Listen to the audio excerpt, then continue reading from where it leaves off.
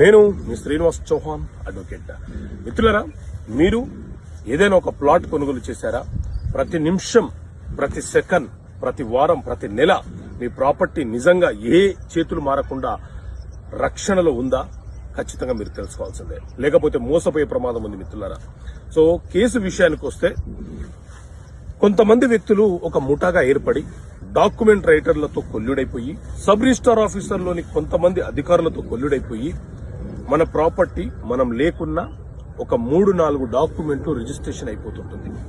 ఎలా అయిపోతుంది అని అంటే, ఒక వ్యక్తి ఒక ప్లాట్, ఒక 500 గజాల ప్లాట్ కొనుగోలు చేశాడు అనుకోండి. ఆ వ్యక్తి ఈ ఏరియాలో ఉండడు. ఒక ఎన్ఆర్ఐయో, లేకపోతే వేరే రాష్ట్రానికి సంబంధించిన వ్యక్తో, వేరే జిల్లాకు సంబంధించిన వ్యక్తో అయి ఉండవచ్చు. ఈ విషయం ఎవరికి తెలుస్తుంది? డాక్యుమెంట్ రైటర్ కి తెలుస్తూ ఉంటుంది. ఇతను ఏం చేస్తాడు? ఆ ముఠాకి సమాచారం అందిస్తాడు. ఆ ముఠా వాళ్ళు ఏం చేస్తారు అని అంటే, ఈ ప్రాపర్టీకి పలానా వ్యక్తిని నేనేనని చెప్పి ఒక 3వ వ్యక్తిని తీసుకొచ్చి అతని పేరు మీద ఒక ఆధార్ కార్డు తయారు చేస్తారు, ఒక ఓటర్ కార్డు తయారు చేస్తారు, అతనికి సంబంధించిన ఐడెంటిటీ కార్డులను తయారు చేసి ఆ 5గురు ఒకరి పేరు మీద నుంచి మరొకరి పేరు మీదకి ట్రాన్సాక్షన్స్ సేల్ డీడ్ రూపంలోనో ఏజీపీ రూపంలోనో మారుస్తూ ఒక 3 లింకు డాక్యుమెంట్లను క్రియేట్ చేస్తారు. వాళ్ళు చేసే చిన్న బ్లండర్ మిస్టేక్స్ ఏంటి అని అంటే, ఆ ఒక్కొక్క డాక్యుమెంట్ లో ఈ 5గురులో ఇద్దరిద్దరు విట్నెస్ గా ఉంటారు. వీళ్ళకి తెలుసు 3వ వ్యక్తి కొనుగోలు చేసేటప్పుడు లీగల్ ఒపీనియన్ తెలుసు, తీసుకుంటే మేము దొరికిపోతామని వీళ్ళకి తెలుసు.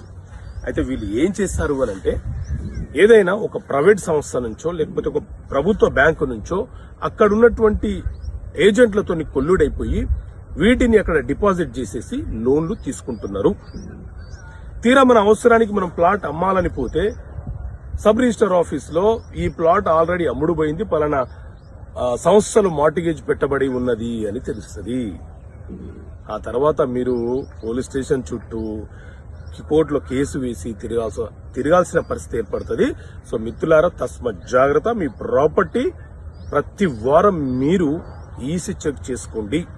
ఫర్దర్ గా ఏదైనా ట్రాన్సాక్షన్ జరిగిందా, ఇల్లీగల్ యాక్టివిటీస్ జరుగుతున్నాయి, తస్మత్ జాగ్రత్త, లేకపోతే మీరు నష్టపోయే ప్రమాదం ఉంటుంది. Okay friends, thank you. జై హింద్.